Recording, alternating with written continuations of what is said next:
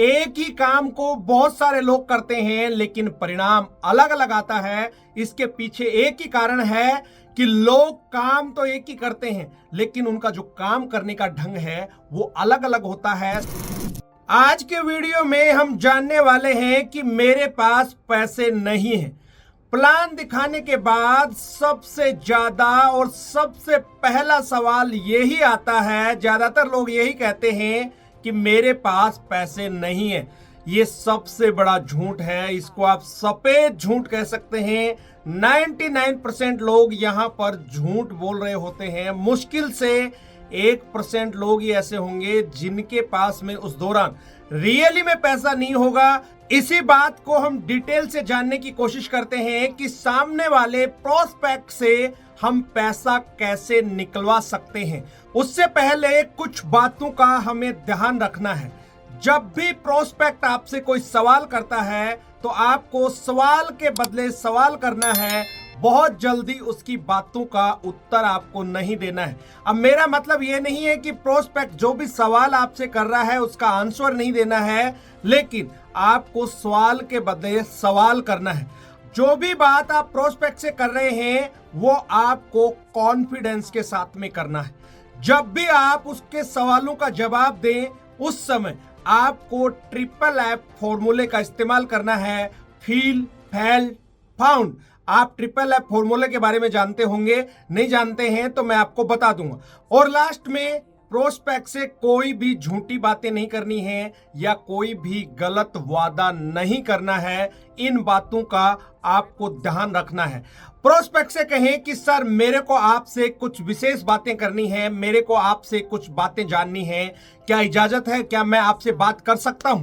तो आप पहला सवाल करें, क्या सर आपके पास में क्या रियली में ही पैसा नहीं है या पैसे के अलावा कोई और दिक्कत भी आपको है? तो प्रोस्पेक्ट आपको यही बोलेगा कि सर मेरे पास अभी पैसों की दिक्कत है, इसके अलावा मेरे सामने और कोई दिक्कत नहीं है। तो आप उससे हाथ मिलाइए और बोलिए, सर मुबारक हो, जब मैंने भी इस बिजनेस को शुरू किया था तब मेरे पास भी पैसा नहीं था, मेरे सामने भी यही चैलेंज था जो चैलेंज आपके सामने है। ये तो बहुत अच्छी बात है, आप भी बहुत ज्यादा सौभाग्यशाली हैं कि आपके पास भी पैसा नहीं है।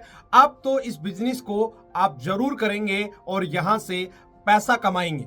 अब प्रोस्पेक्ट को ये बोलना है कि सर जब मैंने भी इस बिजनेस को शुरू किया था मेरे पास भी पैसे नहीं थे, मेरे सामने भी ये बहुत बड़ा चैलेंज था जो चैलेंज आज आपके सामने आ रहा है, लेकिन मैंने जैसे तैसे पैसे को मैनेज करके और इस बिजनेस को शुरू किया, उसी की वजह से आज मैं यहाँ पे हूँ। सर बुरा मत मानना कि मैं आपसे एक सवाल और करना चाहता हूँ, क्या सर आज वर्तमान में जो आप जिंदगी जी रहे हैं क्या आने वाले समय में भी आप यही जिंदगी जीना चाहते हैं? प्रोस्पेक्ट आपको यही कहेगा कि सर बिल्कुल भी नहीं। इसी के साथ प्रोस्पेक्ट से आप एक सवाल और कर सकते हैं, क्या सर आपके साथ में कभी ऐसा हुआ है कि कोई चीज आपको पसंद आई हो और उस दौरान आपके पास में पैसा नहीं हो? वो कहेगा कि हाँ। तो सर उस दौरान आपने क्या किया होगा कि उस चीज को लेने के लिए आपने पैसे को अरेंज किया होगा?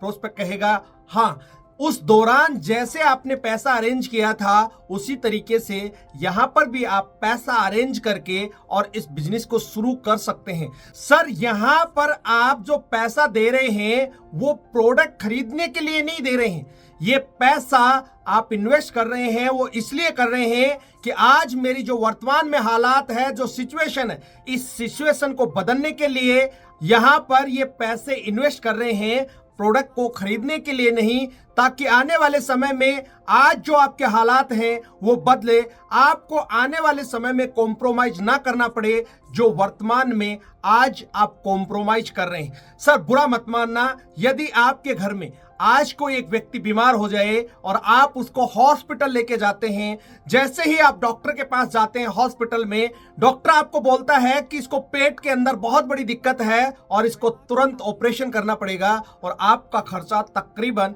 1 लाख रुपए के आसपास होगा। सर सोचिए कि उस दौरान आप डॉक्टर को क्या कहेंगे कि सर मेरे पास पैसे नहीं है, अभी आप रुक जाइए, मैं पैसे का इंतजाम करता हूं, उसके बाद में ऑपरेशन करना। आप बिल्कुल भी ऐसा नहीं कहेंगे। आप डॉक्टर को ये कहेंगे कि सर फटाफट इसका ट्रीटमेंट शुरू कीजिए, मेरे पास अभी पैसे की इतनी व्यवस्था है या मेरे पास अभी पैसे की व्यवस्था नहीं है, लेकिन मैं तुरंत पैसों की व्यवस्था करके ला रहा हूं, आप इसका इलाज शुरू कीजिए। इस तरीके से बात करते हुए आप उससे और आगे बढ़ सकते हैं। यहां पर एक सवाल आप और कर सकते हैं, उसको एक एग्जांपल दे सकते हैं। मान लो सर आपकी बहन की शादी है और आपने आपकी बहन के लिए जो लड़का ढूंढा है वो एक बहुत ही अच्छी पोस्ट पे जॉब कर रहा है। उस लड़के की डिमांड के अनुसार आप अपनी बहन की शादी कर रहे हैं, लेकिन आपका जो बजट है उस बजट से कहीं ज्यादा आपका पैसा खर्च हो रहा है। उस दौरान आप क्या करेंगे? अपनी बहन के लिए जो रिश्ता है उस अच्छे रिश्ते को छोड़ देंगे या पैसे का अरेंजमेंट करेंगे? तो सामने वाला व्यक्ति आपको यही बोलेगा कि नहीं सर, मैं पैसे का इंतजाम कहीं ना कहीं से जरूर करूंगा। इस तरीके से भी आप प्रोस्पेक्ट से बात कर सकते हैं। इसी कड़ी में आप प्रोस्पेक्ट से एक सवाल और कर सकते हैं कि सर आज आपके पास में पैसा नहीं है, आप कैसा महसूस कर रहे हैं?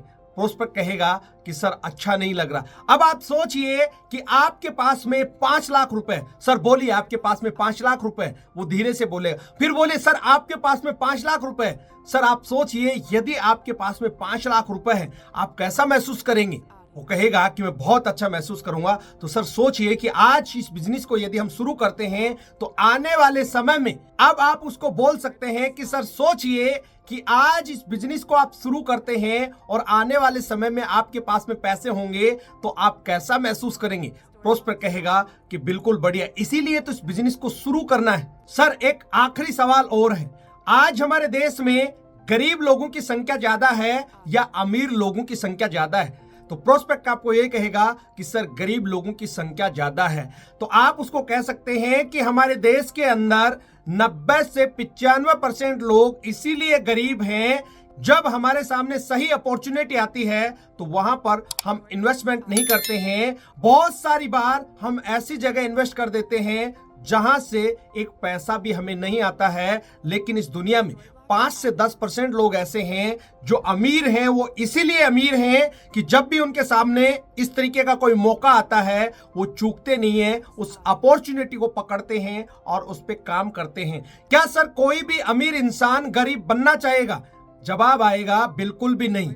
लेकिन हर एक गरीब आदमी अमीर तो बनना चाहता है, लेकिन वो अमीर नहीं बन पाता है क्योंकि वो सही समय पर सही डिसीजन नहीं ले पाता है। इसी वजह से आज हमारे देश के अंदर 90 से 95% लोग अमीर नहीं बन पाते हैं। इसीलिए हमारे देश में 90 से 95% लोग गरीब रह जाते हैं। जब भी उनके सामने कोई अच्छा मौका आता है वो एक स्ट्रांग निर्णय नहीं लेते हैं। सर आज आपके सामने बहुत अच्छा मौका है, इस मौके को मत चूकिए, इस बिजनेस को शुरू कीजिए। आने वाले समय में आप भी 5 से 10% लोगों की श्रेणी में आ सकते हैं।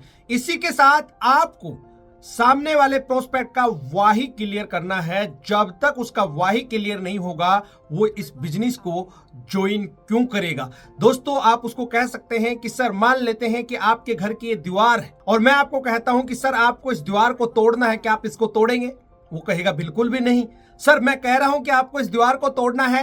प्रोस्पेक्ट आपको कहेगा कि भाई क्यों तोड़ना, क्यों तोड़ूंगा मैं? सर मान लीजिए कि आपको इस दीवार को तोड़ने के बाद अगर 1 करोड़ रुपया मिल जाए तो क्या आप इस दीवार को तोड़ेंगे? प्रोस्पेक्ट कहेगा जरूर।